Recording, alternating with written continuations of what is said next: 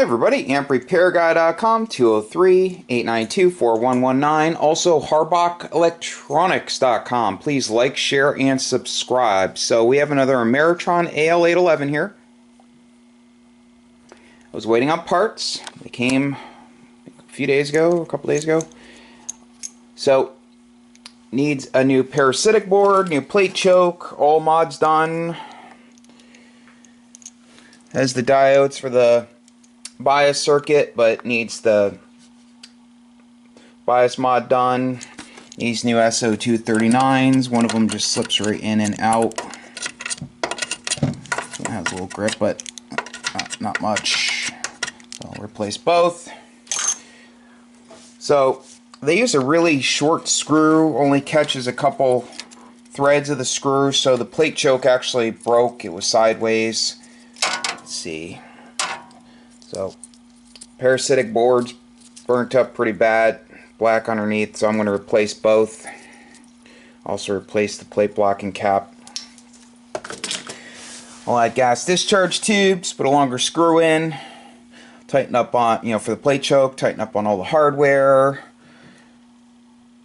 I'll remove the wire for the 10 meter mod, get that out of the way, and I'll be back when it's all done, so stay tuned. Now, we'll see you guys soon. It's getting a brand new set of Penta tubes and new SO239s from Max Gain Systems. Good people over there, and Penta's awesome company, both great companies, okay? So,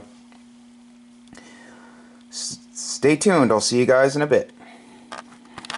Okay, so I'm back with the completed Ameritron Al-811. I'll go over everything I did real quick. I put new meter lamps in. The old incandescent ones were burnt out, so I put in LED lamps, replaced the dropping resistor, changed the meter protection diode, changed the resistor over here that was burnt up, did the bias modification, changed the parasitic suppressor board, changed the plate blocking capacitor, changed the plate choke, added the gas discharge tubes. You only need one per side of the filament because all the tubes are in parallel. Removed the metal oxide varistors from the filament line on the board. Replaced the SO239s with new ones from Max Gain Systems. They have a Teflon dielectric silver plated body, and the center conductor is gold. What else did I do? Tighten up on a bunch of hardware, fix solder joints, clean the output rotary switch with deoxit gold, clean the input rotary switch with deoxit gold, replace the fuses.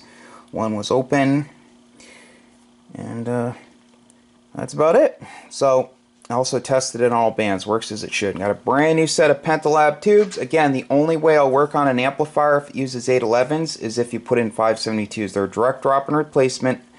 And the 811 tubes from overseas, they have too many problems in amplifiers like this. So when someone sends me an amplifier in for repair, they get the 572s at the dealer price. So they're about the same as 811s anyway, and it's a much better tube.